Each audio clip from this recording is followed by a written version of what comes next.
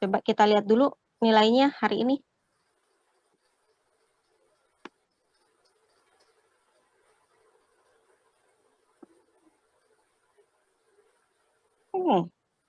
Lumayan ya. Ya rata-ratanya di angka 8,5 sampai 9. Oke lah, masih bagus.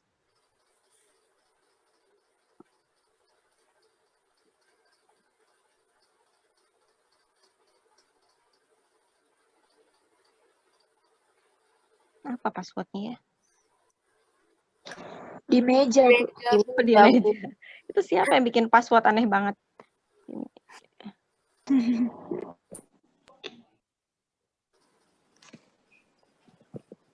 Pajak tidak langsung. Siapa yang jawab nih? Barusan.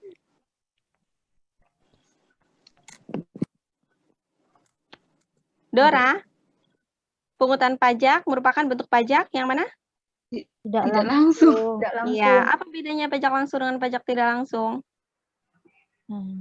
Kalau pajak tidak langsung, kalau di pelajaran pajak kemarin, Bu, itu kayak pajak motor. Saya nggak tahu bedanya, tapi kelompoknya saya tahu, Bu.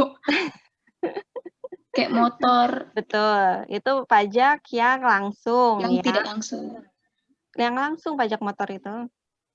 Yang tidak langsung itu, ini termasuk... Ada perantaranya. Iya, ada perantaranya. Dari cara pemungutannya ya.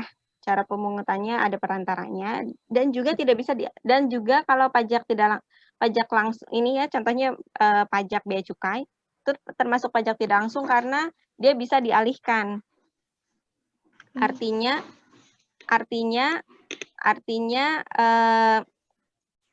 importir ketika bayar pajak kemudian dia akan masukkan itu ke dalam biaya barangnya. Kemudian sehingga harga barangnya akan lebih tinggi ketika dijual lagi, gitu ya. Maka setiap kali ada orang yang bayar terhadap barang itu, setiap kali barang berpindah tangan, semua orang akan ikut membayar pajak yang dulunya dibayarkan oleh si importir gitu atau oleh eksportir. PPN ya, Bu? Ya itu contoh PPN juga termasuk yang tidak langsung.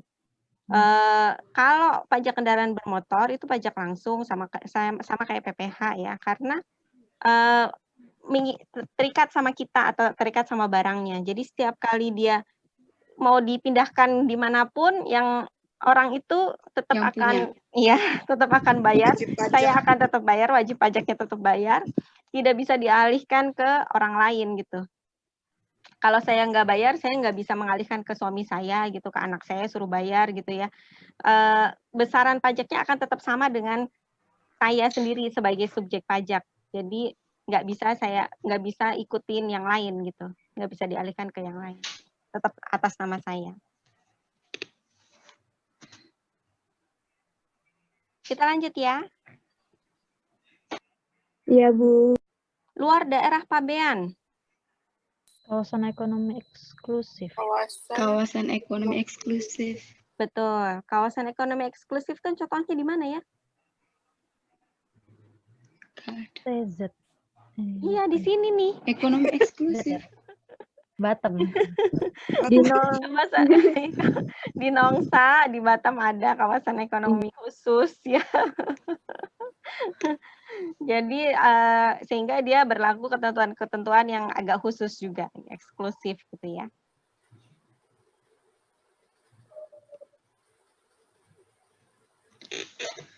Tapi ada yang tahu bedanya KEK kawasan ekonomi khusus dengan KPBPB, kawasan perdagangan bebas dan pelabuhan bebas?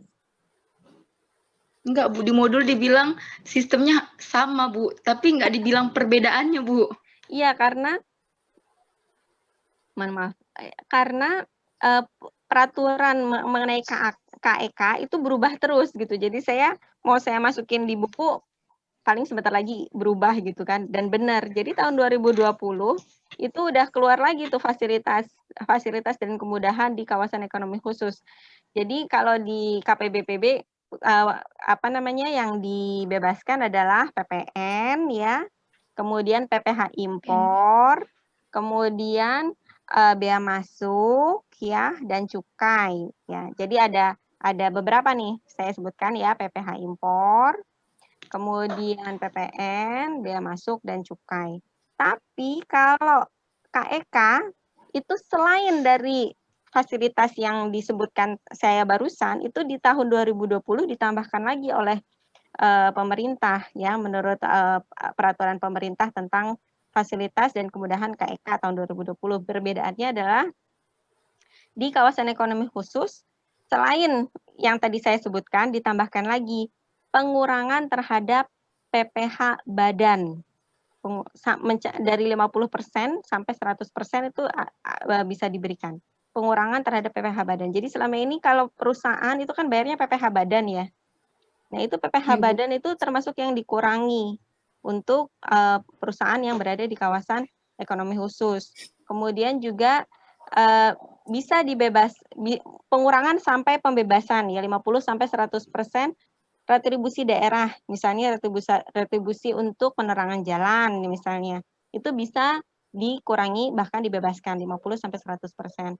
Kemudian juga kemudahan ekspor kemudahan mengirimkan barang ke tempat lain dalam daerah pabean. Artinya kalau di Batam kita ada kesulitan ya. Salah satunya adalah kalau kita mau ngirim ke Jakarta susah kan gitu ya. Sesama Indonesia. Karena sesama Indonesia gitu. Karena waktu masuk dari Singapura ke Batamnya belum bayar bea masuk gitu. Terus waktu masuk ke Indonesianya akhirnya dia kena bea masuk. Nah, tapi kalau di kawasan ekonomi khusus itu dia ada kekhususan di mana dia boleh mengirimkan ke daerah Indonesia lainnya selama bisa membuktikan bahwa tingkat kandungan lokalnya sebesar 40%. Gitu. Jadi nggak dikenai bea masuk dan sebagainya selama barang itu bisa ditambahkan kandungan lokalnya sebesar 40%. Jadi ada beberapa tambahan fasilitas itu baru berlaku di tahun 2020. Tapi saya lanjutin yang sini ya, walaupun itu adalah wawasan baru, tapi saya lanjut ke sini karena kita mau UTS ya. Pemeriksaan pabean atas barang ekspor dengan penelitian dokumen saja, termasuk jalur apa? Hijau. Hijau, Bu. Jalur hijau ya. Bedanya sama jalur merah apa? Kalau jalur merah itu, dia pemeriksaan pabean atas barang ekspor dengan penelitian dokumen dan fisik barang dimasukkan. Betul. Jadi ada penelitian fisik ya, artinya dicek fisik ya, itu namanya jalur merah. Kenapa harus ada perbedaan jalur? Kenapa harus ada jalur hijau dan jalur merah? Kalau di bandara kan teman-teman juga lihat tuh ada jalur hijau, ada jalur merah kan? Itu kira-kira kenapa harus dibedakan? Mempermudah ya, Bu. Soalnya dari jenis-jenis eksportirnya langsung, Bu. Kayak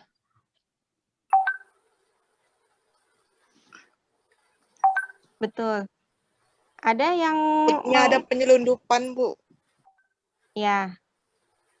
Jadi tujuannya itu ya manajemen resiko.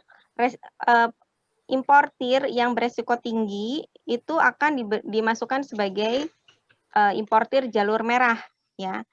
Jalur merah, dilakukan penelitian dokumen dan penelitian fisik. Ya, sedangkan kalau importir atau eksportir yang beresiko rendah itu akan dimasukkan ke dalam jalur hijau karena dia sudah dipercaya gitu ya. Resikonya juga rendah. Nah, itu biasanya penentuan perusahaan menjadi jalur merah dan jalur hijau itu tergantung pada track record-nya. Jadi selama ini seperti apa gitu ya. Kemudian tergantung juga historinya, kemudian tergantung besar kecilnya perusahaan selama ini dan tergantung juga jenis barangnya. Jadi selain tergantung perusahaan juga tergantung jenis barangnya. Apakah barangnya termasuk barang yang dilarang, yang dibatasi misalnya. Maka ketika dia barangnya jadi yang dibatasi, maka dia nggak tergantung siapa orangnya. Begitu barangnya termasuk yang dibatasi, maka dia pasti langsung masuk ke jalur merah karena beresiko tinggi gitu kan. Kemudian barang yang keluar dari daerah Batam ke tempat lain dalam daerah pabean atau ke daerah Indonesia atau ke Jakarta gitu ya, itu juga termasuk jalur apa kira-kira? Barang yang mau dikeluarkan? Jalur merah, betul. Jadi barang yang keluar dari Batam mau ke Jakarta, itu pasti masuknya saat ini masuk ke jalur merah karena dia pasti dilakukan pemeriksaan fisik ya. Menyeluruh. Betul. Jadi barang-barang kiriman itu sekarang harus masuk ke gudang untuk pengecekan ya, tempat penimbunan sementara untuk dicek apakah barangnya masuk dalam kategori yang dibatasi. Pemeriksaan pabean atas barang ekspor ini dilakukan penelitian dokumen dan fisik. Masuk jalur? Merah Bu dari tadi. Merah, Bu. Dari Merah. tadi yang fisik dan barang dan dokumen itu kan memang masuk jalur merah. Betul. Ada 2 jenis pemberitahuan ekspor barang, apa aja? PEB, PEBK. Ya, yang satu B khusus ya. Atau kadang-kadang disebut juga PEBT, PEBT. tertentu, ya. Pemberitahuan ekspor barang tertentu. Kenapa disebut tertentu atau khusus? Karena dia barang titipan apa ya? Karena dia barang yang mau, kalau ekspor, dia mau masuk lagi. Jadi kita harus memastikan bahwa barang yang diekspor itu akan masuk lagi dengan bentuk yang sama. Gitu.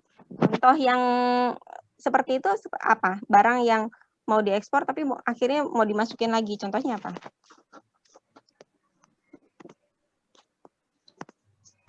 Barang sampel, atau barang pameran, atau barang pinjaman, atau contohnya seperti itu. Jadi barang sampel itu kita kirim ke orang, setelah dia lihat nih contoh barangnya nih, nanti dimasukin lagi ke Indonesia gitu. Atau barang pinjaman gitu, kita mau sewaan, jadi misalnya kita kirimkan ke luar negeri dulu, dipakai sama mereka, kalau udah selesai dibalikin lagi mesinnya misalnya gitu. Nah, itu termasuk yang dia ekspor, tapi habis itu akan direimpor lagi gitu. Nah, itu barang-barang khusus tertentu.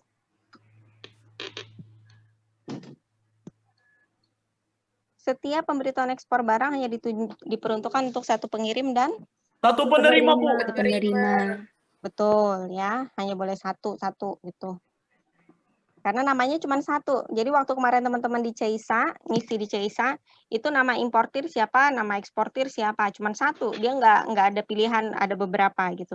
Nah, ketika CEISA udah diklik, disubmit, dikirim, itu dapatlah dia satu pengajuan nomor PIB atau pengajuan PIB melalui aplikasi CEISA kemarin yang ditunjukkan oleh Pak Rizky ya dari Bea Cukai. Salah satu fasilitas umum kepabeanan atas produk ekspor adalah TPB. apa singkatan TPB ya? Pergunakan Tempat apa ya? pengumpulan barang. Pengumpulan barang. Tempat penimbunan. Tempat penimbunan. Iya. Ya penimbunan. Pergunakan dan pinjam. Ngarang semua, yang penting ada P-nya. Penimbunan, tempat penimbunan ya, berikat. Tempat penimbunan.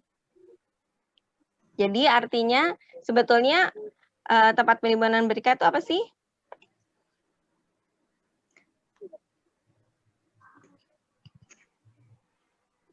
Ada yang tahu tempat penimbunan berikat itu apa? Tempat penimbunan kali ya Bu? Barang ekspor. Tempat barang sebelum dikirim ya? Ya, tempat barang Tapi sebelum dikirim. Tapi itu biasanya kita sebut tempat penimbunan sementara. Kalau misalnya dari kita mau ekspor barang keluar, kita timbun dulu suatu tempat sebelum kita ekspor gitu ya. Itu tempat penimbunan sementara. Tapi ada juga yang namanya tempat penimbunan berikat. Berikat mungkin kalau dari bahasanya Bu, untuk orang yang zona khusus kayak Batam mungkin Bu. Betul. Jadi Yang untuk mau keluar pabean mungkin. Betul. Tempat penimbunan berikat itu seperti itu Ya, awalnya. Betul, yang namanya berikat-berikat, bonded, bond itu namanya tempat penimbunan berikat. Itu awalnya memang satu kawasan khusus, satu area kecil gitu ya. Kalau di Jakarta itu banyak area-area kecil gitu tempat penimbunan sementara. Jadi impor masuk ke situ, kemudian diekspor lagi. Nah, kalau di Batam tempat penimbunan berikatnya langsung satu island, satu pulau besar gitu. Jadi langsung besar. Tapi kalau di tempat lain itu memang berikat, maksudnya tertutup gitu ya, nggak bisa dibuka-buka, nggak bisa diakses oleh selain orang-orang yang bekerja di kawasan berikat.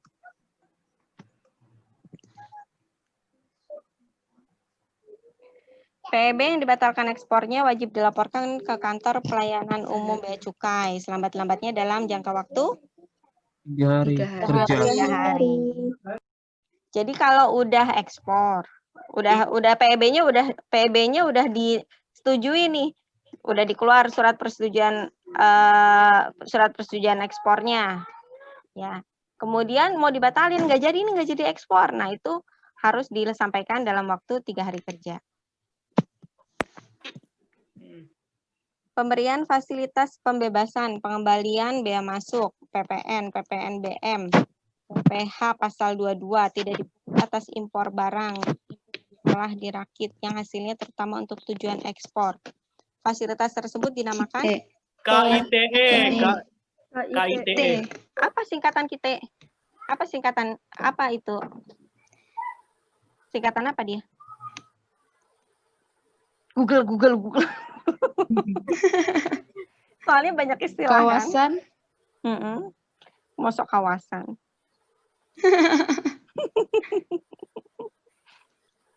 Gitu.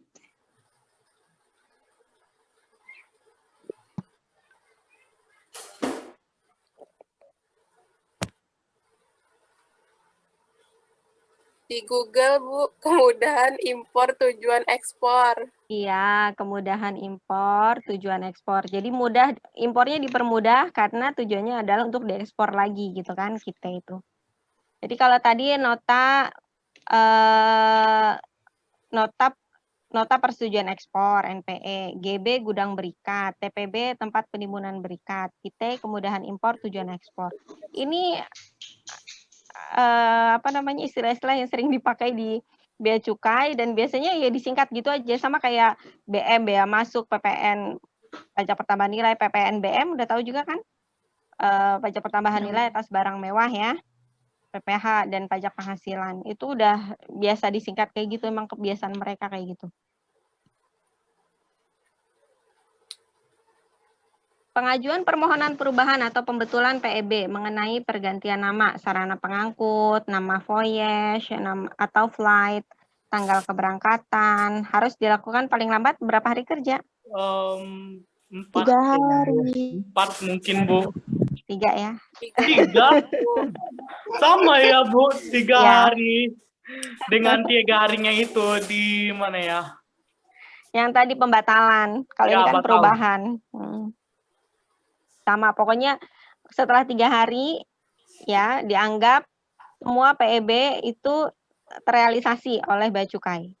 Karena tidak ada, kalau misalnya kita tidak memberikan perubahan atau pembatalan, maka ekspor Bea Cukai akan langsung menganggap ekspor sudah selesai, sudah terrealisasi sesuai dengan yang diajukan waktu pemberitahuan ekspor barang gitu. Nah, supaya data ekspornya bisa langsung dibungkus nih, karena kalau nunggu lama-lama nanti ternyata ada yang berubah-berubah kan nanti data ekspor impor yang masuk ke BPS jadinya lama karena nungguin semua eksportir dan semua importir untuk masukin data kan lama gitu. Nah makanya diberikan waktu pokoknya 3 hari dari sejak tanggal PEB disetujui. Nah itu kita Bea Cukai nunggu nih masih ada pembatalan atau ada perubahan nggak. Kalau misalnya nggak ada maka dianggap ekspor sudah terrealisasi. Daerah pabean seluruh wilayah teritorial negara Republik Indonesia, betul atau salah? Betul, Bu. Betul, pintar ya daerah pabean. Eksportir wajib isi pemberitahuan ekspor barang dan memberitahukan kepada kantor Bea Cukai dengan lengkap dan benar serta bertanggung jawab atas kebenarannya. Betul ya? Betul, Bu. Benar, Bu. Betul, Bu. Betul. Jadi wajib isi PEB ini artinya boleh dia ngisi sendiri ataupun minta tolong sama agen ya, dalam hari ini pengusaha pengurusan jasa kepabeanan atau PPJK atau jasa forwarding atau jasa-jasa lainnya. Yang penting intinya adalah yang bertanggung jawab terhadap barang itu tetap eksportir. Walaupun agen yang mengisikan pemberitahuannya, itu tetap tanggung jawabnya, barang itu adalah tetap tanggung jawabnya eksportir atau importir.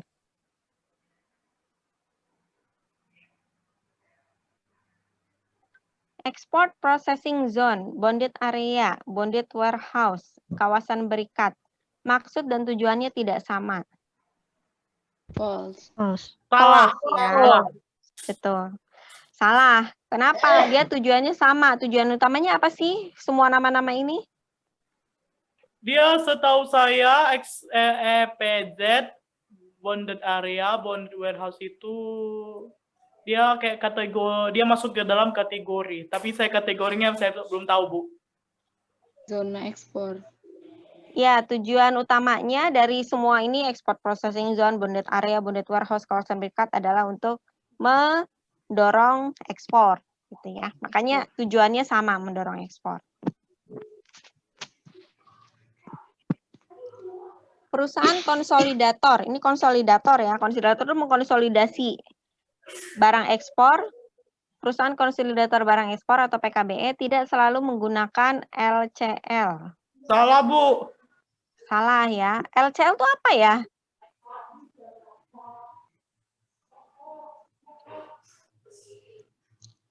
LCL ada yang tahu?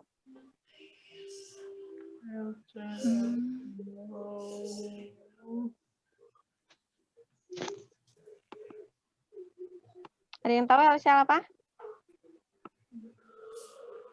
Apa ya? Less container loaded, Bu.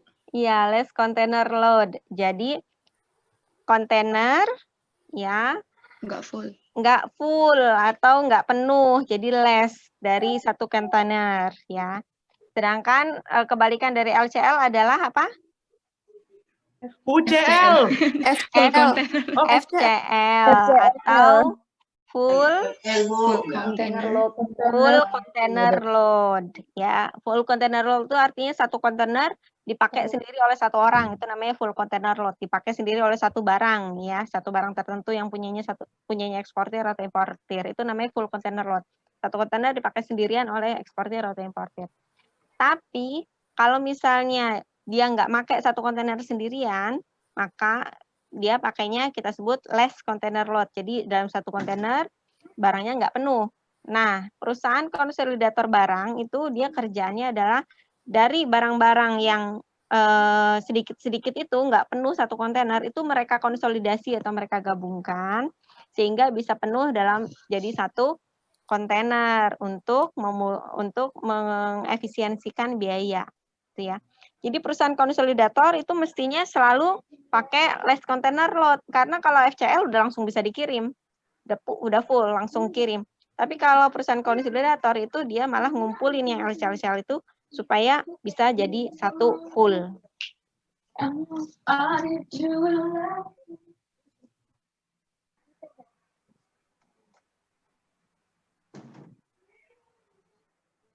Ini ada yang mau nyanyi ya?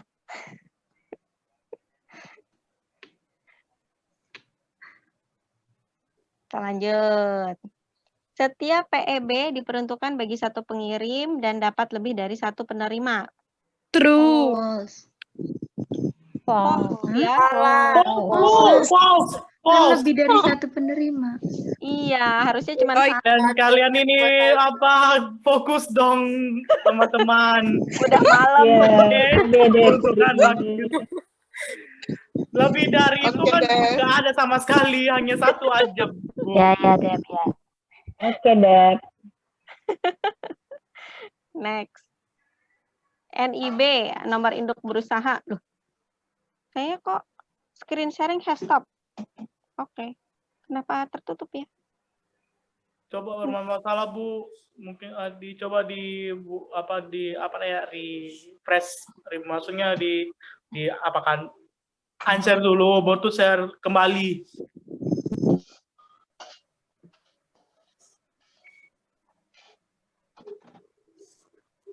Bentar ya, maaf ya. Ya, Bu. Nggak apa-apa, Bu.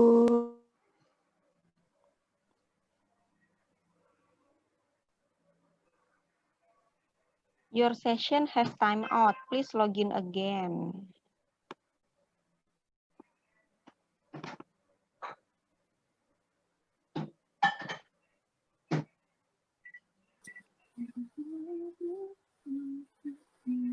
Ini yang mau nyanyi tadi siapa ya tadi? Iwan, Bu. Masa suaranya Iwan perempuan gitu? Nah, kan bohong kan? Bukan saya, Bu. Saya dengerin dari tadi, Bu.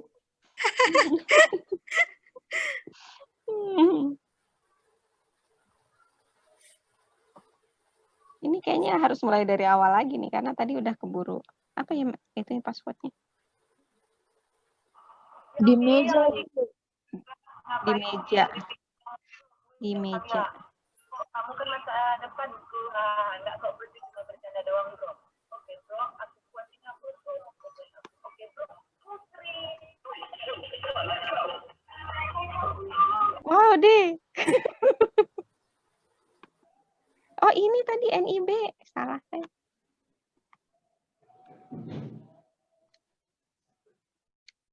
NIB nomor induk berusaha tidak diterbitkan oleh lembaga online single submission atau OSS atau PTSP.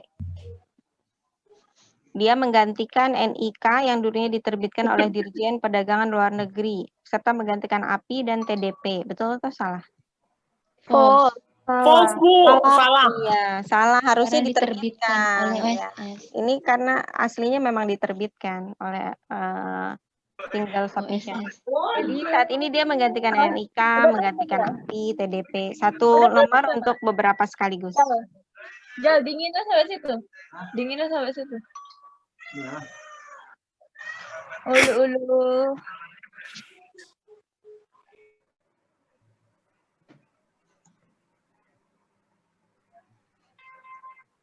PEB jenis khusus, PEBK, lazim digunakan untuk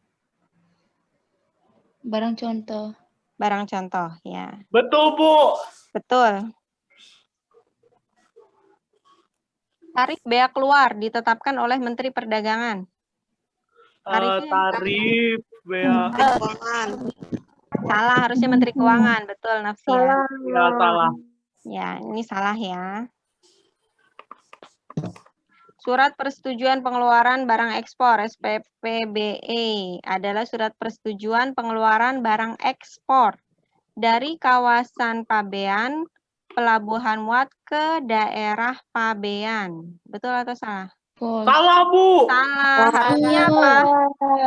Ke Keluar. luar. Pabean. Nah, bukan ke daerah pabean, harusnya keluar. Salah, Bu. Memang salah. Iya. Barang ekspor termasuk barang yang dilarang atau dibatasi, tidak wajib dilakukan pemeriksaan fisik.